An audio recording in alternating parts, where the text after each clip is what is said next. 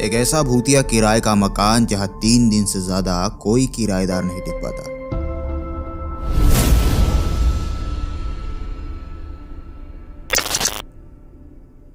बबलू गांव से शहर नौकरी की तलाश में आया था और उसे एक होटल में वेटर की नौकरी भी मिल गई थी।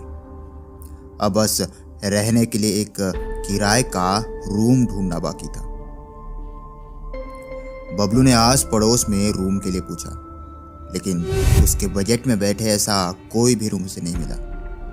रूम ढूंढते ढूंढते वो रोड के किनारे वाले एक घर के पास पहुंच गया, जिस पर लिखा था मकान किराए से देना है। घर देखने के लिए तो काफी अच्छा था, लेकिन उस घर के आसपास कोई और घर नहीं थे। लगभग 100 मीटर के दायरे में सिर्फ वही अकेला एक घर था। और हैरानी की बात तो ये थी कि घर के किसी भी दरवाजे पर लॉक ही नहीं लगा हुआ था।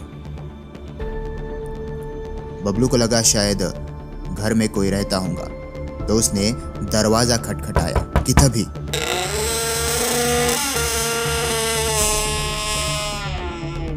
दरवाजा अपने आप अंदर की ओर खुल गया। घर अंदर से तो पूरी तरह से साफ सुथरा था, जैसे अभी अभी किसी ने साफ किया हो। बबलू ने आवाज लगाई, सुनिए, कोई है? मुझे रूम किराए से चाहिए थी। बबलू ने 2-4 बार आवाज लगाई, लेकिन कोई भी बाहर नहीं आया। तो बबलू ने बाहर लगे बोर्ड पर लिखे उस नंबर को डायल किया। हेलो जी, नमस्ते, मैं बबलू बात कर रहा हूँ। आपके घर के बाहर बोर्ड दिखा और मुझे भी रूम किराए से चाहिए थी, तो इसलिए मैंने आपको कॉल किया। अच्छा बबलू जी, देखिए आप पूरा घर ही किराए पर ले लीजिए। जी नहीं, मेरा उतना बजट नहीं है। अच्छा, आपका बजट कितना है? जी, मैं मुश्किल से 1500 रुपये महीना दे सकता हूँ। कोई बात नहीं बबलू जी, आप आ जाइए रहने के लिए और बोर्ड पर लिखे अकाउंट नंबर पर हर महीने पैसे भिजवा दीजिएगा। लेकिन आप... अच्छा ठीक है, मैं बाद में बात करता हूँ। हेलो, कमाल है। उस मकान मालिक ने बबलू को उस घर के बारे में कुछ भी नहीं बताया था। उसे तो सिर्फ किराए के पैसों से मतलब था। खैर, बबलू तो खुश था। उसे रहने के लिए सिर्फ एक रूम ही चाहिए थी, लेकिन अब उसे एक पूरा मकान मिल गया था, वो भी सिर्फ 1500 रुपये में। उसने सोचा ही नहीं कि ये घर इतने कम बजट पर उसे कैसे मिल गया, और इस घर में कोई गड़बड़ तो नहीं है। लेकिन उसे पता नहीं था कि आगे उसके साथ क्या होने वाला है। बबलू बाथरूम से नहाकर बाहर निकला और आईने में देखकर बाल बनाने लगा। तभी उसे आईने में दिखा जैसे कोई बड़ी ही तेजी से उसके पीछे से चलकर गया हो। उसने जैसे पीछे पलटकर देखा, वो आईना जिसमें बबलू बाल बना रहा था टूटकर टुकड़ों में बिखर गया।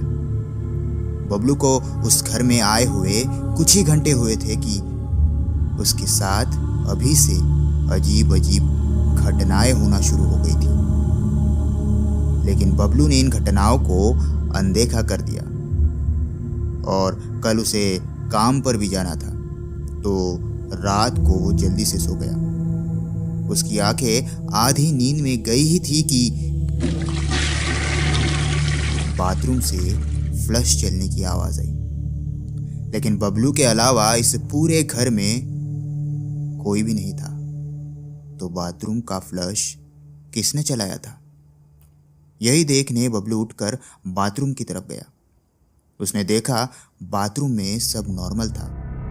अगर फ्लश किसी ने ऑन किया होता तो फ्लश टैंक में फिर से पानी भरता, लेकिन ऐसा नहीं हुआ। बबलू ने फ्लश बटन दबाया। फ्लश काम कर रहा था। बबलू को लगा शायद ये उसका वर्म होगा। वो वापस उसके बेडरूम की तरफ गया और सोने के लिए जा ही रहा था कि किचन से आवाज आई। इस बार बबलू को पक्का यकीन था कि ये कोई वहम नहीं है। वो किचन की ओर गया कि अचानक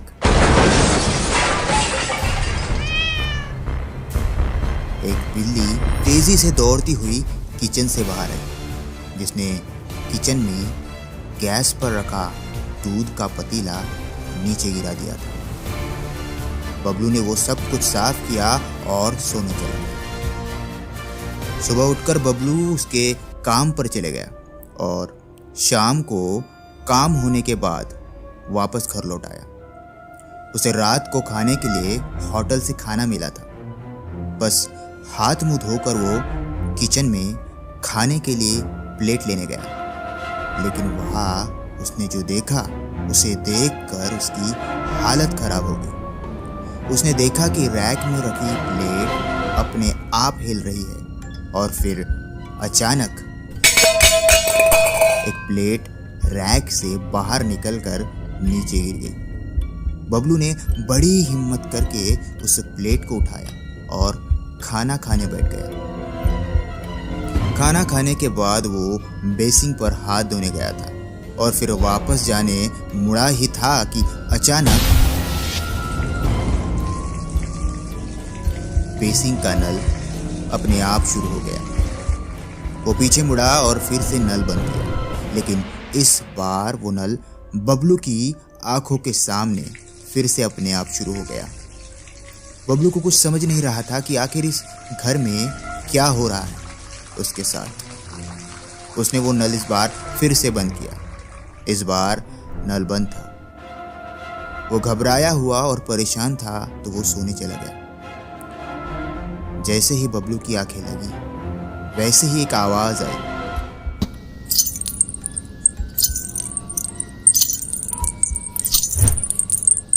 जैसे कोई औरत या फिर एक लड़की पैरों में पायल पहने चल रही हो, और वो भी बबलू की ही रूम में। आवाज सुनकर बबलू की आंखें खुल गई। उसकी हिम्मत तो नहीं हो रही थी, लेकिन फिर भी बबलू ने धीरे से उसके चेहरे पर से चादर हटाते हुए देखा। तभी वो आवाज आना बंद हो गई और वहां पर कोई नहीं था। पर बबलू को ऐसा लग रहा था जैसे इस घर में उसके अलावा भी कोई और है, जिसे बबलू का वहां उस घर में होना बिल्कुल भी पसंद नहीं था। अगले दिन जब बबलू काम से वापस आया तो उसके साथ ऐसा कुछ नहीं हुआ, लेकिन रात होना अभी बाकी थी और आज बबलू का उस घर में तीसरा दिन था। हमेशा की तरह बबलू आज भी सोने चला गया। इस बार बबलू को कुछ अजीब सी बदबू आने लगी, जैसे किसी मुर्दे का शरीर जलने पर आती है, और साथ ही किसी के चिल्लाने की आवाज भी। वो तेजी से उठकर देखने गया और उसने जो इस बार देखा उसे देखकर वो वही बेहोश हो गया। बबलू ने देखा कि किचन में एक औरत आग की लपटों में जल रही थी और जोरों जोरों से चिल्ला रही थी कि तभी वो बबलू को बड़ी बड़ी आंखों से घूरते हुए उसके तरफ दौड़ कर आई और बबलू अचानक बेहोश हो गया। जब बबलू को होश आया तो वो उसके बेड पर था। उसने उठकर देखा तो घर में कोई बदबू नहीं थी, सब कुछ एकदम ठीक था। उसने उस मकान के मालिक को कॉल लगाया, लेकिन